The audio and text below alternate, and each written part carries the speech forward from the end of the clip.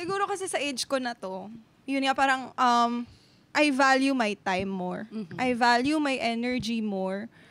And wala na ako sa edad na magkikip ako ng tao na alam kong hindi yun nire-return sa akin. Even if it's friendship, any type of relationship. Masaya na ako na meron akong isang tao na alam kong vina-value yung oras ko, energy ko, andyan to support me, and I return it.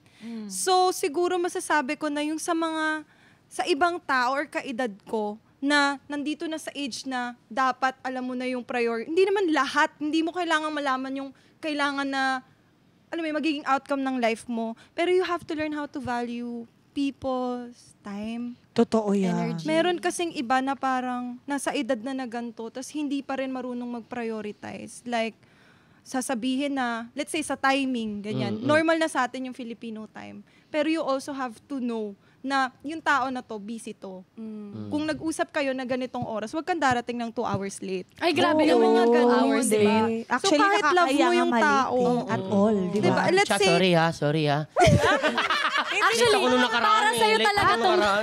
Sorry ha. Then, nalilate din naman ako. Pero like, wag lang lagi. Tsaka wag yung sobra. wag na yung gawing character isang na. oras Yung na, diba? parang personality mo na yun.